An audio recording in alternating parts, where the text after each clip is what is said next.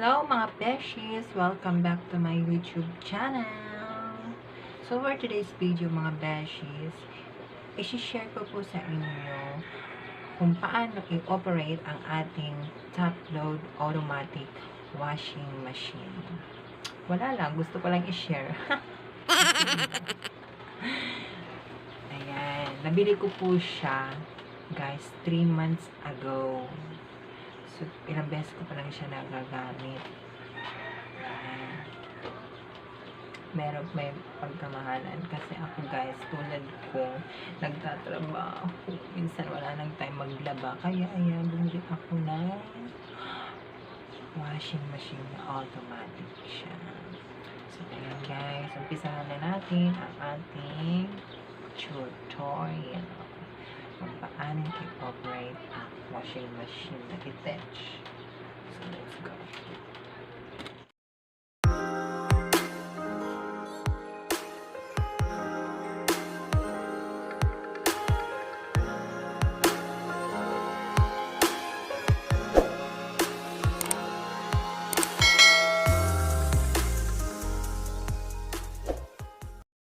So, ayan guys.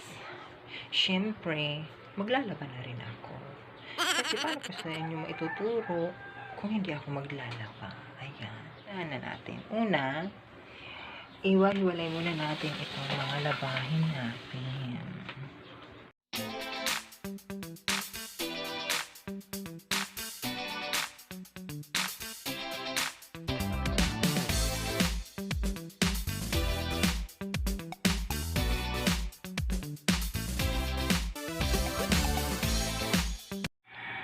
So, ayan mga besh.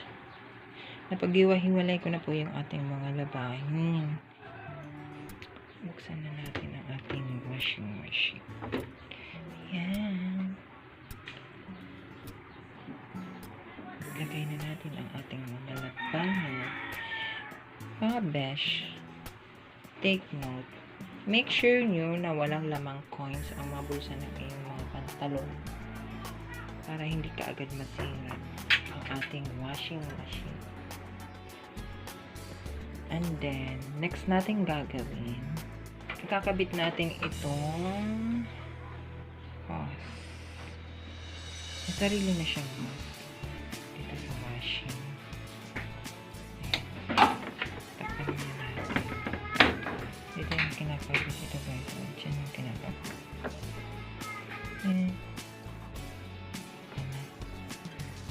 And then, itong kabila, dito sa faucet. Ay guys, take note. Kailangan, sa washing na ito, meron kayo dapat nawasa, gripo. Ipapaalam ko lang sa inyo, dito sa amin guys, wala kami ditong nawasa. Hindi kami abot ng nawasa dito. Ngayon, ang ginawa namin, gumawa kami ng improvised water supply. Ipapakita ko sa inyo mamaya guys, kung saan kami kumukuha ng water supply. Dahil nga, hindi kami abot dito ng nawasa. Dahil medyo malayo yung lugar namin. Ina-advise ko lang sa inyo, dapat meron kayong nawasa. Kasi automatic na siyang nag-aano ng tubig. Dahil ambisyosa ako mga besh, gusto ko makatipid ng oras. Ayan. Gumawa ako ng paraan. Ipapakita ko sa inyo mamaya kung saan ako kumukuha improvised water supply. Umpisahan na natin. Ay, isaksak muna pala natin.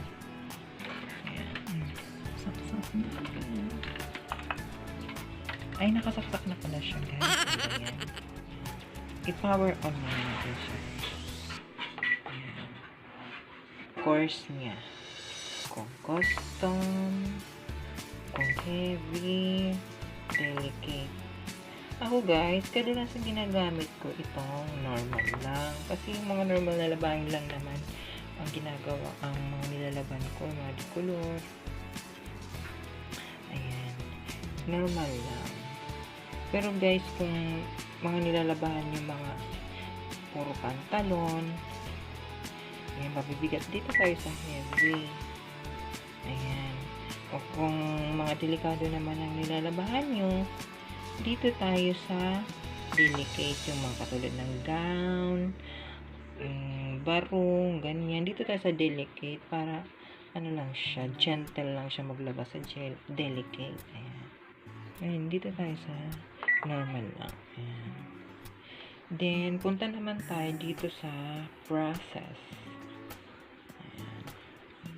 May preset siya, mga beshies.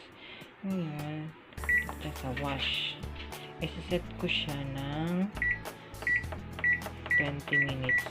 Ito guys, ito na yung pinaka-maximum niya. 20 minutes. Next, dito naman sa rinse. Sa rinse guys, 2 beses ako kung magbanlaw. Ayan. Ito yung tuldok. Kasi pagka walang tuldok, 1 beses lang siya nagbabanlaw. Ayan. Next, spin. 5 minutes. Depende sa inyo guys kung ano ito nyo ida-dryer. Ayan. And then, pag nakaset na siya mga guys, hindi ko na to ginagalaw yung water level. Hinayaan ko na lang siya si sharp sariling kuha ng tubig. Kasi guys, may ano siya, may measurement baga siya dito na kung ilang galon ng tubig. Pero ako hindi ko na yung ginagalaw, hinayaan ko na lang siya. Bahala na siya magtimbang. Then na, yun na. Start na natin siya.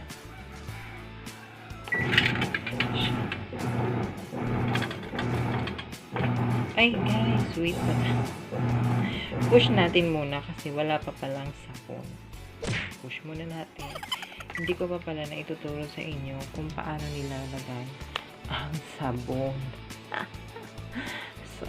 Sorry mga besh. Ayan. Turo ko muna sa inyo kung saan nilalagay ang mga sabon, detergent, and then yung bleach natin, yung fabric conditioner. Ayan. So guys, eto, may mga inlet dito. Ito yung dito nilalagay ang downy or fabric conditioner. And then, dito nilalagay ang bleach.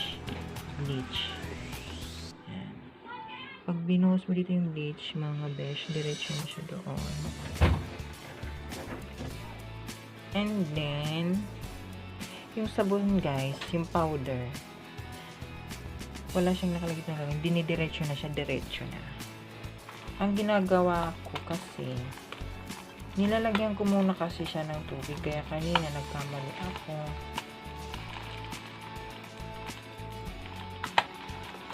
Tubig muna yung inuuna ko bago ko ilagay yung powder natin at saka yung downy at saka yung bleach.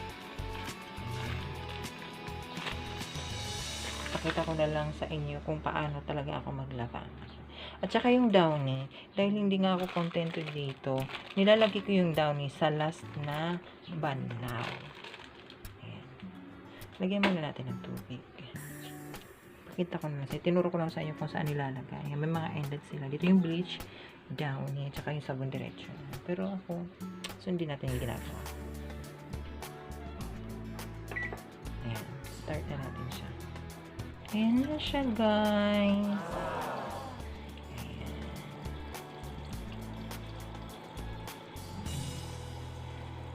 And then, kung aantayin nyo lang siya na ganyan, matagal siya mapuno. Ang oras tumatakbo. Ayan. Kaya, ang ginagawa ko, inaalalayan ko siya ng tubig. Tinutulungan ko na lang siya. Pag gusto ko, tinutulungan ko siya. Pero kung iniiwan ko, hinayaan ko na lang siya. Pero katulad ngayon, pakita ko sa inyo kung para pa siya tinutulungan ko. Kasi kung aantayin nyo, matatagalan. Kasi mabagal siya mag-ano. Ayan, ginagawa ko. Saka natin ngayon guys, ilalagay yung powder. Direkta na siya. Ano na siya?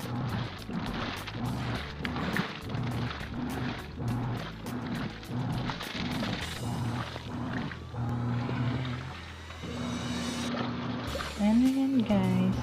Antayin nyo na lang matapos yung pagwawash niya. Then, automatic na lang siya magbabanlaw.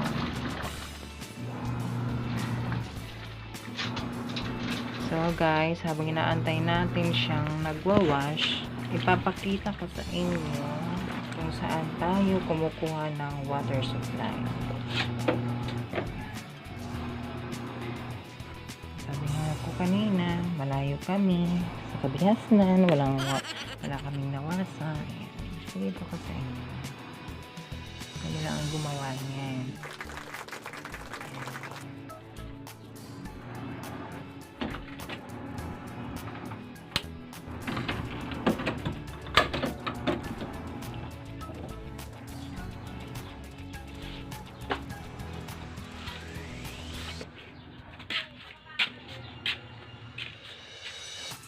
Ayan siya mga besh.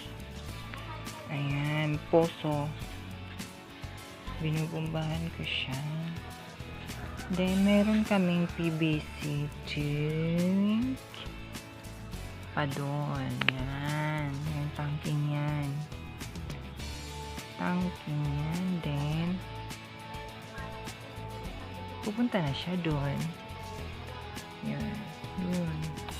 Pupunta na dun sa washing. Ito ang nagiging main source ng water namin. Ayan. Try natin bumbahan. Ay! Kailangan ibababa natin ito para yung tubig aakyat sa ating tangke.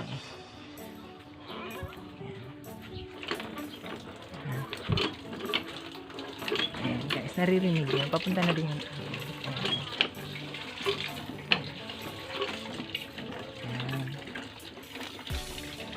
Pero guys, kami kasi wala pa tong ano. Pwede siyang kabitan ng electric pump para hindi na tayo magbumba. Pwede siyang kabitan para automatic na pag binuksan yung water, automatic na atasan tubig papunta doon. So, ayan guys. Dahil nga ambisyosa ako, kailangan yung washing machine na ito may automatic na pagkukunan ng tubig. Ayan. Gumawa ko ng improvise. So, ayan. Mga beshi, tapos na siyang mag-wash. So, saan nga ba? Didre, saan dumadaan? Ito siya, guys. Katulad lang din siya ng mga traditional na washing machine natin. Ayan. Ginawaan ko siya ng butas PVC papunta dun sa labas. Actually guys, yung washing machine ko nandito po sa kwarto ko. Ayan. Ano na siya guys. Yung kwarto ko guys, kwarto slash labahan. Ayan, washing area. So ayan mga besh, tapos na siyang mag-wash. Ngayon magbabanlaw na siya. As usual, aalalayan natin siya magpuno ng tubig. So, ayan na mga besh. Nagbabanlaw na siya. Pag nagbabanlaw siya, nagwawash, pwede siyang nakabukas. Pero pag nag-i-spin na siya, nagdo-dryer, hindi na siya pwedeng buksan. Nag-error siya. Then, share ko lang din mga besh. Ang kaya niyang laban is 7.5 kilograms. Na siyang nagdadagdag ng tubig pag feeling niya kulang.